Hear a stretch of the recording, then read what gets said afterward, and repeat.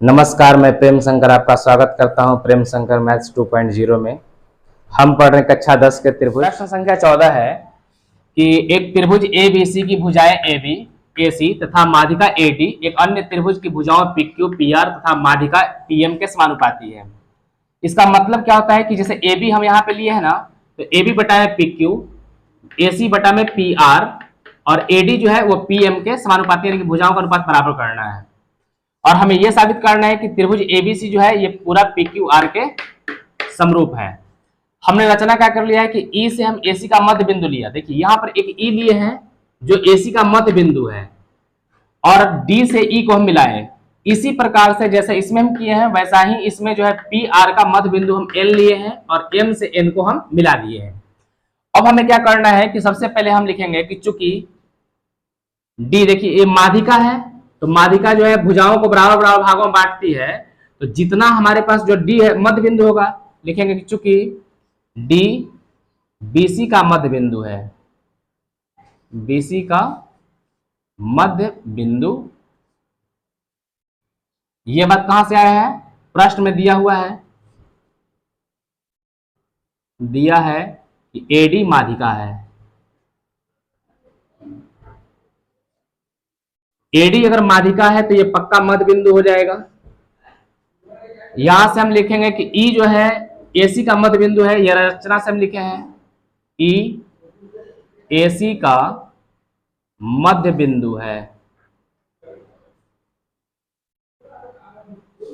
ये बात हम लिखते हैं रचना से। अगर ये मध्य बिंदु होगा तो जितना हमारा AE होगा उतना ही हमारा EC होगा, जितना हमारा AE होगा उतना ही क्या होगा? EC होगा, और साथ ही साथ AC का क्या हो जाएगा? आधा होगा। इतना बात कंफर्म। अब हमें क्या करना है कि मध्य बिंदु पर में से, देखिए D भी मध्य बिंदु है, E भी मध्य बिंदु है, तो मध्य बिंदु पर में से, मध्य बिंदु प्रमेय से, एक मध्य बिंदु प्रमेय होता है, वो मध्य बिंदु प्रमेय कहता है कि जिससे हमारा CE होगा। मध्य बिंदु प्रमेय के अनुसार जो ये अगर दोनों मध्य बिंदु है तो ये जो लाइन है इस लाइन के समांतर भी होगा और प्लस में इसका आधा भी होगा। तो हम सीधा लिखेंगे कि DE बटा में AD AB बराबर 1/2।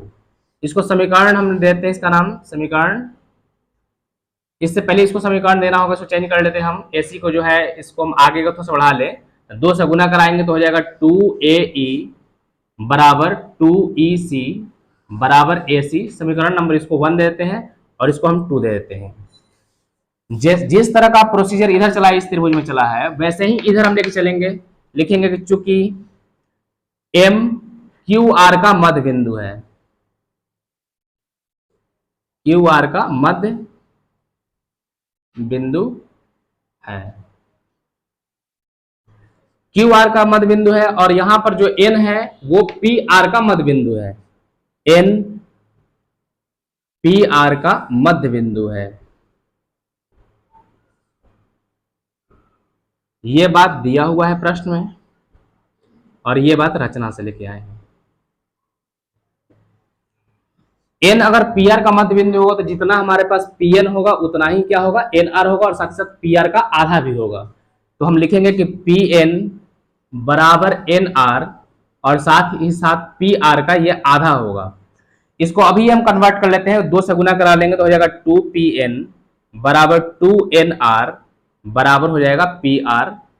इसको समीकरण नंबर हम 3 का नाम दे देते हैं।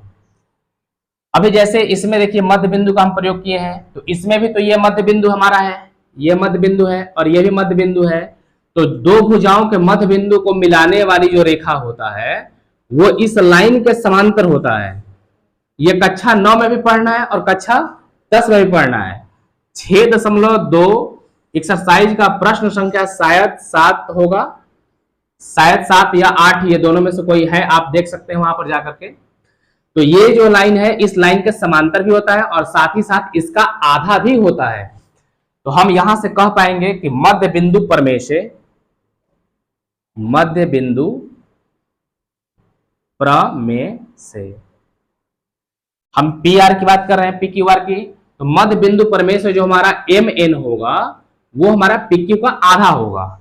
तो हम लिख पाएंगे कि एम एन बटा में पी क्यू बराबर 1/2। समीकरण नंबर इसको हम 4 दे देते हैं।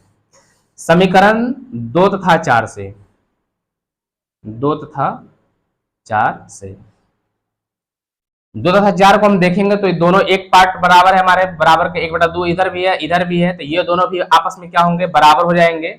तो डीई बटा में ए बी बराबर हो जाएगा एम एन बटा में पी क्यू। अभी यहां से हम एम एन को इधर भेज देते हैं, तो ये हो जाएगा डीई बटा में एम एन आ जाएगा नीचे और बराबर हो जाएगा ए बी बटा में पी क्यू, और समीकरण नंबर इसको हम 5 दे देते हैं। अब ये पार्ट जो हमें दिया हुआ था प्रश्न में उसको लेके चलेंगे। ए बी बटा में पी क्यू बराबर है ए सी बटा में पी आर के बराबर है ए डी बटा में पी एम। ये पार्ट हमें प्रश्न में दिया हुआ है। अब ए बी बटा में पी क्यू, देखिए ए बी बटा में पी क्यू के जगह पे हम क्या रख सकते हैं, डीई बटा में एम एन। ए बी बटा में पी क्यू जो है इसके जगह पर हम रख सकते हैं डीई बटा में एम एन। जो ए सी है हमारा, देखिए ए सी के जगह पर हम रख लेंगे 2AE। हमें ये वाला ट्रायंगल लेना है, ये वाला ट्रायंगल हम लेके चल रहे हैं और हमें इस ट्रायंगल को प्रूफ करना है, समरूप प्रूफ करना है। तो पहले हम क्या करेंगे कि इसमें ए भुजा है, EC भी है, लेकिन हमको ए की जरूरत है, तो यहां पे लिख लेंगे हम 2AE बटा PR। PR के जगह पे हम 2PN ले लेंगे, 2PN बराबर हो जाएगा AD बटा में PM, और ये कट जाएगा। कारण यहां पे देते हैं कि हम DE बटा में MN जो लाए हैं वो हम समीकरण 5 से लेके आए हैं, 5 से, और जो AC का जो वैल्यू लिए थे हम वो समीकरण 1 से लिए हैं और इसका मान समीकरण 3 से लिखे हैं। तो हम लिख देंगे कि समीकरण 1 3 से, समीकरण 5 से 1 से 3 से हम लिए हैं। अभी हमारे पास रिजल्ट क्या आ गया, DE बटा में MN बराबर AE बटा में PN और बराबर AD बटा में PM। अब आप इसको ध्यान से देखिए कहां पे है, DE ये वाला पार्ट है हमारा, फिर है AE तो ये वाला पार्ट है हमारा, फिर है AD ये वाला पार्ट है। उसी प्रकार से इसमें देखिए MN ये वाला पार्ट है हमारा, PN ये वाला पार्ट है और PM ये वाला पार्ट है। तो इस प्रकार से हम दोनों त्रिभुजों के तीनों भुजाएं समानुपाती हैं, तो हम SSS लगा सकते हैं समरूपता नियम से।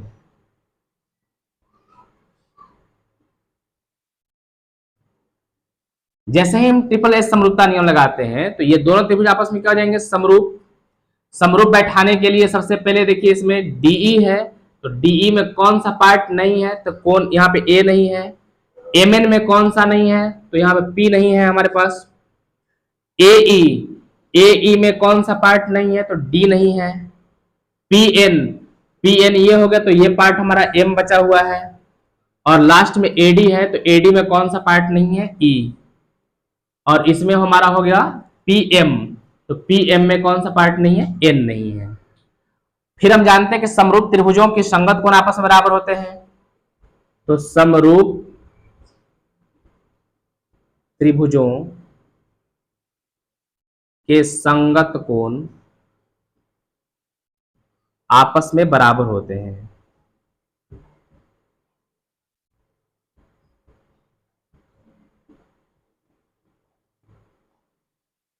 अब यहां पर आप देखिएगा कि जो हम ये D है इसको बीच में हम A कर देते हैं, D और E के बीच में A ले आते हैं, तो एंगल DAE बराबर, अगर इसमें हम A को बीच में ले गए हैं तो इस P को जो है बीच में ले जाना पड़ेगा, तो एंगल MPN ये बराबर होगा DAE। देखिए DAE ये वाला एंगल है हमारा, MPN ये वाला एंगल है, तो हम ये साबित कर पाए कि ये दोनों एंगल आपस में क्या होंगे, बराबर होंगे। इसको समीकरण नंबर हम 6 का नाम देते हैं। इसी प्रकार जैसे हम इसको साबित किए हैं, इसी प्रकार इतना अब साबित करने की जरूरत नहीं है। जो लड़का यहां तक साबित कर सकता है वो इधर वाला एंगल भी साबित कर सकता है। तो इसको हम लिखेंगे, केवल लिख देते हैं इसी प्रकार जैसे हम इस तरह के एंगल को साबित किए हैं कि दोनों आपस में बराबर हैं, तो इधर वाला एंगल भी हम उसी प्रकार से साबित कर सकते हैं कि ये दोनों एंगल भी आपस में क्या होंगे, बराबर होंगे। तो इसी प्रकार से ये एंगल BAD ये बराबर हो जाएगा एंगल QPM के, एंगल QPM के। समीकरण नंबर 7, समीकरण 6 तथा 7 को जोड़ेंगे। समीकरण 6 + 7 से अगर जोड़ते हैं हम यहां से, तो angle DAE plus angle BAD बराबर हो जाएगा angle MPN plus angle QPM। यहां नीचे आ रहा है जी, आ रहा है। DAE इधर वाला एंगल हो गया, BAD इधर वाला एंगल हो गया। तो अगर जोड़ दे तो ये पूरा का पूरा एंगल हमारा ए हो जाएगा। तो इसको हम कह पाएंगे कि कोण ए बराबर MPN इधर वाला एंगल हो गया हमारा, फिर है QPM इधर वाला एंगल हो गया, और जब जोड़ देंगे तो ये पूरा एंगल हमारा P हो जाएगा। तो यहां से हम कह पाएंगे कोण ए बराबर कोण P। समीकरण नंबर इसको हम 8 दे देते हैं। अब यहां पर हमारा एक एंगल बराबर आ चुका है। तो सबसे पहले हम ये पार्ट ले लेंगे जो हमें क्वेश्चन में दिया हुआ था कि AB बटा में PQ बराबर है AC बटा में PR के, और ये तीसरा वाला पार्ट हम छोड़ देंगे, कोई जरूरत नहीं है इसका। ये बात हम दिया है प्रश्न में हमें। और ये एंगल जो A है वो P के बराबर है, एंगल A बराबर एंगल P। समीकरण नंबर 8 से इसको हम लेकर के आए हैं। अब आप ध्यान से देखिए कि हमारा एंगल AB ये वाला है, AB जो भुजा है हमारा ये है, AC जो है हमारा AC ये वाला है, और बीच का एंगल हमारा A है। तो यानी कि ये भुजा कोण भुजा। उसी प्रकार से इधर आप देखिएगा तो PQ हमारा ये हो जाएगा, फिर एंगल बीच में P है हमारे पास, ये एंगल हो जाएगा, और PR ये भुजा हो जाएगा यहां पर। तो हम कह सकते हैं कि भुजा कोण भुजा नियम लगेगा इसमें। तो SAS समरूपता नियम से,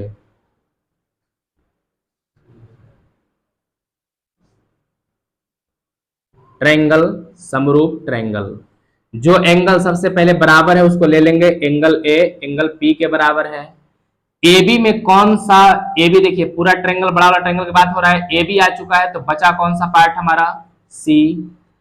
PQ है, PQ और R में पूरा में देख रहे हैं P और Q आ गया, बचा कौन R। तो जैसे C को अगर हम एक छोड़ के लिखे हैं, लास्ट में लिखे हैं, तो R को भी हम लास्ट में लिखेंगे। अब यहां पर देखिए, यहां पर AC में AC आ गया है, तो बचा कौन B, और इसमें जो है PR में P आ गया, R आ गया, तो बचा कौन Q। इस प्रकार से हम यह साबित कर पाए कि ABC PQR के समरूप होगा। थोड़ा सा इसको समझ लेते हैं संक्षेप में, करना क्या है। ये दो भुजाएं दिया हुआ है, AB बटा में PQ, AC बटा में PR। तो ये AC है और इधर से PR है। देखिए AB और AC है हमारे पास, AB और AC है, इसके बीच का एंगल प्रूफ करना है कि एंगल A जो है एंगल P के बराबर होगा। इसको प्रूफ करने के लिए हम एक रचना किए हैं, जो E इसका मध्य बिंदु लिए है और N जो है PR का मध्य बिंदु लिए हैं।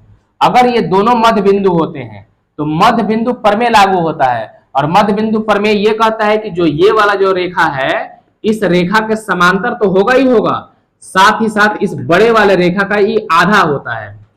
वही कंडीशन इसमें भी लागू होगा, ये जो लाइन है इस लाइन के समांतर होगा और इस रेखा का ये वाला आधा होगा।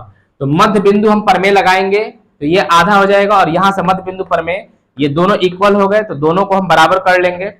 DE बटा में जो यहां से है, देखिए DE बटा में AB है, और यहां से MN बटा में PQ बराबर हुआ। क्रॉस मल्टीप्लाई जो था इसमें करा करके MN को नीचे ले आए हैं, AB को ऊपर ले गए हैं। और ये पार्ट हमें दिया था प्रश्न में, इसमें हम क्या करेंगे कि जहां पर हमारा AB बटा में PQ है उसमें हम DE बटा में MN को भर देंगे, और AC जो था हमारा, AC की जगह पर 2AE है और PR के जगह पर हमारा 2PN है। जैसे ही इसको हम भरते हैं तो हमारे पास ये छोटा वाला जो ट्रायंगल है हमारा, ये वाला जो छोटा ट्रायंगल है, इस छोटे वाले ट्रायंगल के समरूप साबित हो जाएगा। जब समरूप होगा तो समरूप त्रिभुजों के संगत कोण भी आपस में बराबर होते हैं, तो ये एंगल जो है ये एंगल के बराबर साबित हो जाएगा यहाँ पर।